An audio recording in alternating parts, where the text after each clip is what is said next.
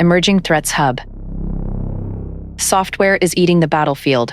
Caracas, the 2027 deadline, and the new imperial age. What if the world's most feared surface-to-air missile system became $1 billion paperweight in under 60 seconds? And what if it wasn't destroyed by a bomb, but by a line of code? Welcome to the Emerging Threats Hub. I'm Sebastian. Today we're navigating a world where the very definition of power is being rewritten. We're moving from an era of heavy hardware to a period defined by software-defined warfare, and what scholars are calling a new imperial age. In this episode, we're unpacking the stunning failure of Russian air defenses during the recent raid in Caracas. We'll look at the United States' national security strategy for 2025, a document that suggests America isn't pulling back, but is instead architecting a new kind of imperial presence. We're also tracking a ticking clock, the Pentagon's 2027 deadline for Europe to take the lead in NATO.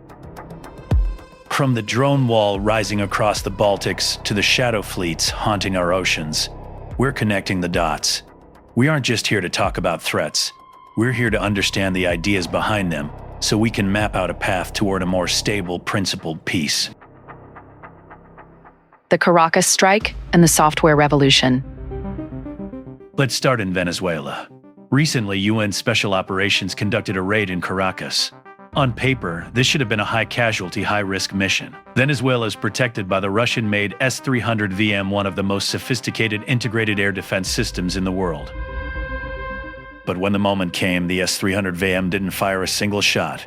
It didn't even see the aircraft coming. According to reports from Army Technology and Defense Update, the system suffered what's being called catastrophic electronic blindness. This wasn't a kinetic strike. It was a software victory. The U.S. utilized high-end electronic warfare, or EW, to neutralize the digital nervous system of the defense network. Now, from a realist perspective, this is just a technological shift. One side gets a better spear, the other needs a better shield. But if we look at this through a constructivist lens, the implications are much deeper. For decades, the idea of the S-300 served as a pillar of Russian and Venezuelan strategic identity. It was a symbol of denial, the idea that they could create a sanctuary where Western power couldn't reach. That shared belief shaped how they interacted with the world. When that system is neutralized by software, the entire social construction of that sanctuary collapses. It proves that international politics isn't just a struggle over geography. It's a struggle over who defines the reality of the digital battlefield. If your billion-dollar hardware can be turned off by an update, the very concept of territorial defense has to be reimagined. NES's 2025 ad is the new imperial age. This shift in technology is happening alongside a massive shift in American strategy. The National Security Strategy for 2025, the NSS, has analysts at Foreign Affairs talking about a new imperial age. Now, imperial is a loaded word. Many expected an America First administration to be isolationist, to pull back from the world. But the 2025 NSS suggests the opposite. It's not about leaving the world. It's about managing it differently. Instead of the liberal model of the last 30 years, which focused on international institutions like the UN, this new strategy is more about bilateral hub-and-spoke power. It's a vision where the U.S. provides the high-tech umbrella, the EW, the satellites, the software, while expecting allies to provide the boots-on-the-ground hardware. It's an attempt to construct a new global identity for America, not as the world's policeman, but as the system's architect. The danger here, of course, is that if you treat alliances like transactional service agreements rather than shared communities of values, you risk creating a world of profound instability. If the U.S. identity shifts from partner to imperial manager, the shared ideas that hold the West together could begin to fray. The 2027 NATO deadline.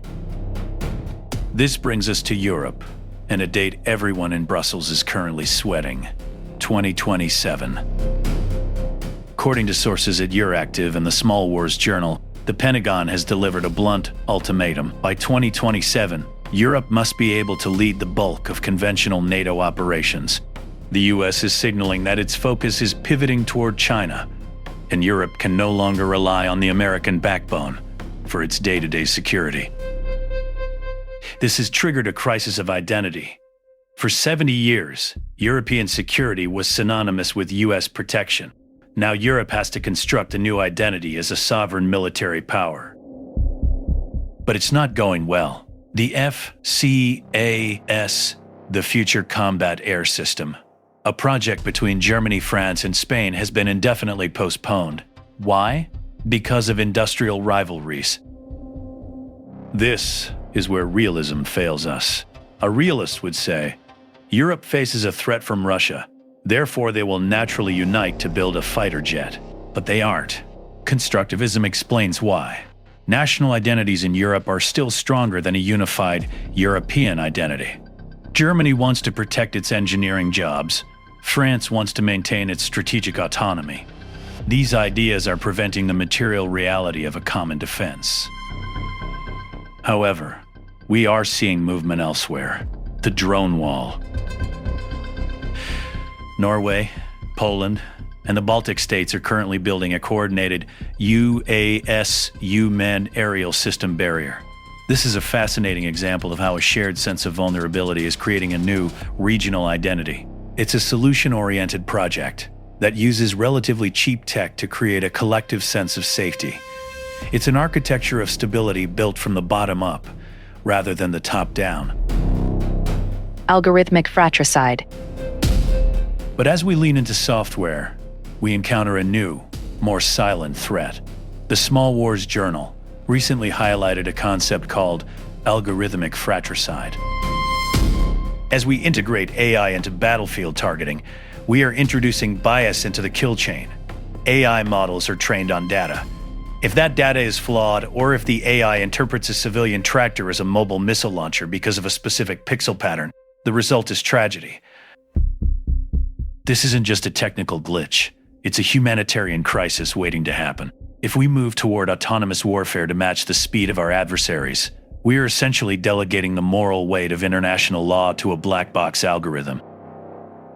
To prevent this, we need more than just better code. We need a new international norm, a shared understanding that certain decisions must always remain human. This is the Liberal Project in action, creating treaties and norms to manage the dangers of new technology. We need an international code of algorithmic ethics before the 2027 deadline hits. Under the radar, the Maritime shadow war.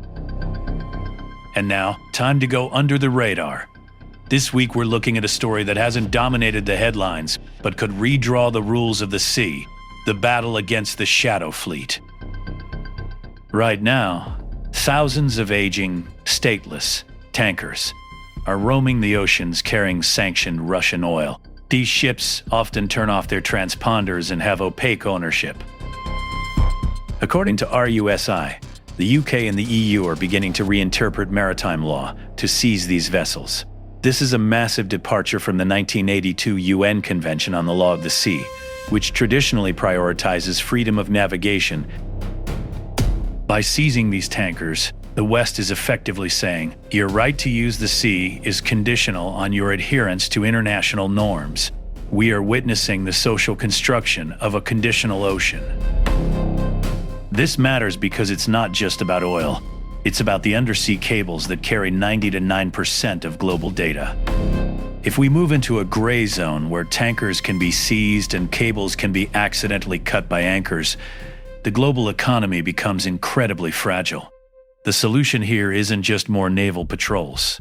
It's a grand bargain on maritime transparency that brings emerging powers like India and Brazil into the fold to enforce new rules for the digital age. As we wrap up today's briefing, let's look at the architecture we've mapped out. The Caracas raid showed us that the physical battlefield is now secondary to the digital one. The U.S. national security strategy is attempting to build a new imperial framework where software is the primary export. Europe is facing a 2027 deadline to find its own identity, even as it struggles with the ghosts of national industrial interests. The connective tissue here is that our technology is evolving faster than our diplomacy. We are building drone walls and electronic warfare suites, but we haven't yet built the diplomatic firewall to prevent these systems from escalating into a total war. The path to stability isn't found in a better missile. It's found in the realization that international politics is what we make of it. If we treat the 2027 deadline as an inevitable clash, it will be. But if we see it as an opportunity to build a more balanced, sovereign, European pillar within a principled international system, we can architect a peace that lasts. Are we innovating for peace as quickly as we are innovating for war? Thank you for joining me at the Emerging Threats Hub. For deeper context on these stories, you can follow us at emergingthreats-hub.com. I'm Sebastian, and I'll see you in the next analysis.